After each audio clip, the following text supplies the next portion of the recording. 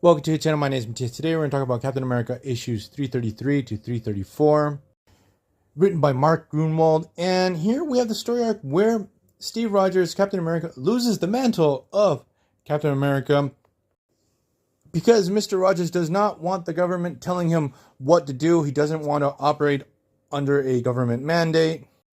The story makes it clear that Captain America serves the people, their interests, the country, but not the politicians and their secret dirty agendas. And as this story arc goes on past these issues, we're going to have like this evil mastermind behind all these machinations within the US government.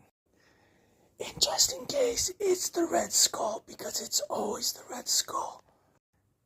So in the prior issues, Captain America had uncovered this conspiracy to create this new generation of super soldiers, and that the government were working with the power broker, a dude that we can say that his ethics are severely compromised. He's willing to give power augmentations to the highest bidder, and a lot of times those augmentations go wrong and really bad things happen. So Captain America had went after the power broker due to the fact that he had ties to this new character. His name was the Super Patriot. So when he did this, that's when he uncovers this whole conspiracy, and this led to the death of one of these new super soldiers. Also, Captain America had crossed paths with Nuke, another super soldier gone wrong, in the pages of Daredevil. So now we have all these high-ranking government officials really sour on the fact that Captain America is sticking his nose in their business. So they want more control over Captain America and over all of his activities. And there's this whole government investigation over the fact that it seems that Cap owes a ton of taxes. So what happens is Steve Rogers is actually called on by these high-ranking officials, having to explain to the government how he just destroyed one of their programs. And there Captain America actually discovers that he does not own the name of Captain America. It belongs to the government, his costume too, even his shield. And if he's going to want to operate as Captain America, he's going to have to do their bidding. While all this is going down, we have this terrorist attacking the Washington Monument. He seems to be protesting because he wants more wars in the world. It's pretty hilarious, the whole motivation. But the thing is, it's a chance in a lifetime for Super Patriot to make a name for himself. Because obviously, while all this is going down, Captain America is in this conference with all these politicians.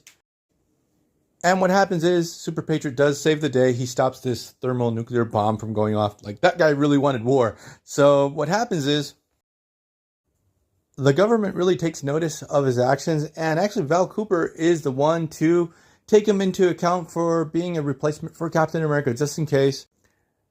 Now, what happens with Steve Rogers is that he's really broken over this whole situation. Like, he loves being Captain America. He loves fighting for his country.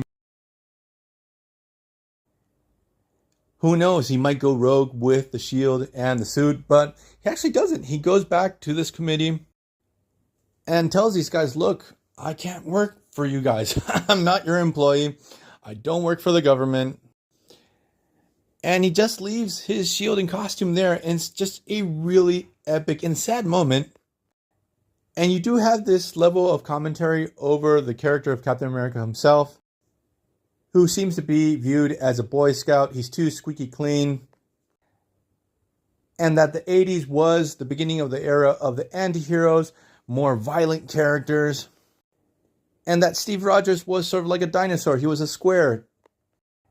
And in a way, John Walker is what the fans are claiming for. They want a character like that. So what happens is Val Cooper ends up calling on John Walker and tells him, look, we're going to offer you the mantle of Captain America. Now, it's sort of cool that John Walker had been, up until this moment, a complete a-hole to Captain America every time they cross paths. It's really cool that even though he does not express this openly, he's humbled by the fact that he's offered the place of Captain America, his shield, his costume, and his arc as Captain America in the next couple of issues. It's really fantastic. And the arc that Steve Rogers is going to have, obviously, also is going to be super cool too.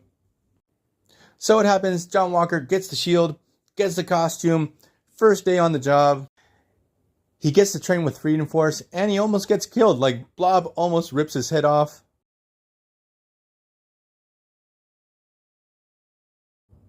To the point that Super Patriot almost feels like an amateur. Even though he's super strong, he does lack the experience that Steve Rogers had. And he sort of really doesn't know what to do with the shield. He doesn't even know how to throw it. So we're going to leave this video here. I hope you guys liked it. See you guys next time. Bye.